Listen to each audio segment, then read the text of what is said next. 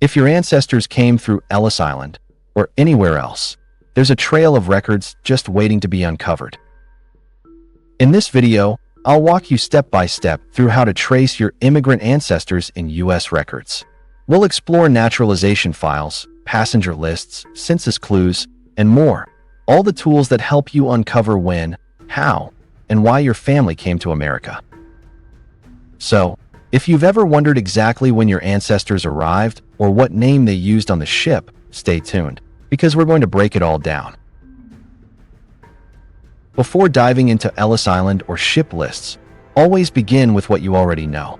Start from the most recent immigrant ancestor and work backward.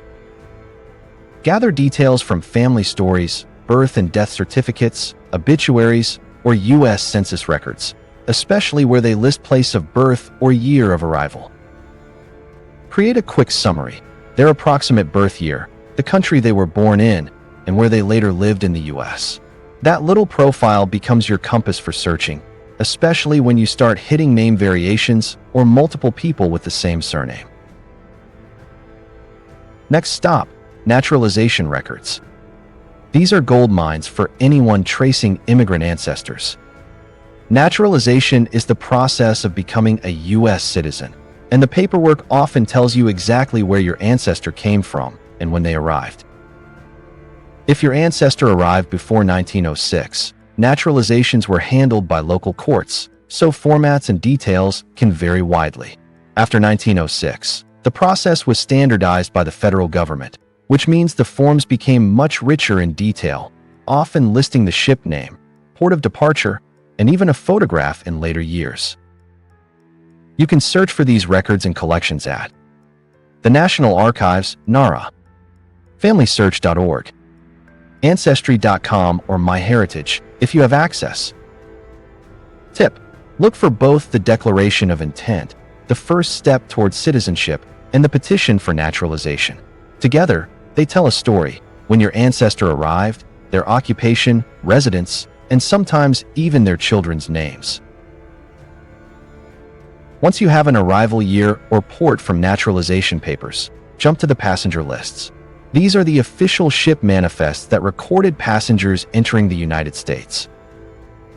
If your ancestor came through Ellis Island or Castle Garden, you can search both directly on their websites or through Family Search. But don't forget, not everyone entered through New York. Many immigrants arrived via Boston, Baltimore, Philadelphia, New Orleans, or even the West Coast through San Francisco and Seattle.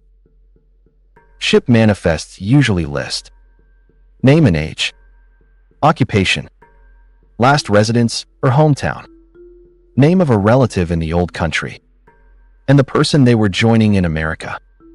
Those last two lines can unlock amazing family connections. Tips: if you can't find your ancestor's name, try searching by the name of the ship or other relatives who may have traveled with them. Sometimes a spelling variation hides them from simple name searches. Now let's talk about one of the most overlooked tools, the U.S. Census.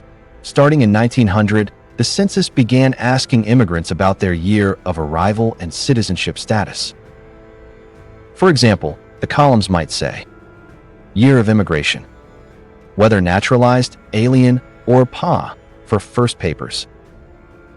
Compare these across multiple censuses, 1900, 1910, 1920, and 1930, to confirm consistency.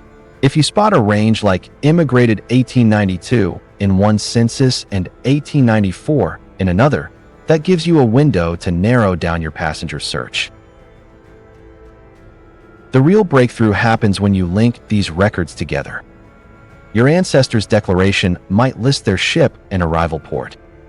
The passenger list confirms the date and companions. The census shows where they eventually settled. Put those pieces together, and you've built a complete migration timeline from the homeland to the first U.S. home. You can record this information in your genealogy software, like Family Tree Maker, Legacy, or Gramps, to see how migration patterns developed across generations.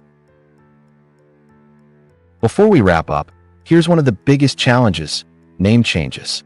Spelling was not consistent, and many clerks wrote names phonetically. Your ancestor didn't have to change their name at Ellis Island, but it might have evolved once they settled in the U.S. Try searching with alternate spellings, like Johansson/Johansson/Johnson, first initial only, or even by hometown, if you can filter by that. And don't forget, handwriting can easily turn an L into an S or a C into an E. Be flexible. The right record might just be under a slightly different version of a name you know. Tracing your immigrant ancestors is like assembling a historical puzzle, one that connects generations across oceans. Start with U.S. records. Follow those clues to passenger lists and naturalizations. And soon, you'll have not just dates and documents, but a story of courage, travel, and new beginnings. If you found this guide helpful, don't forget to like, subscribe, and share it with other family historians digging into their immigrant roots.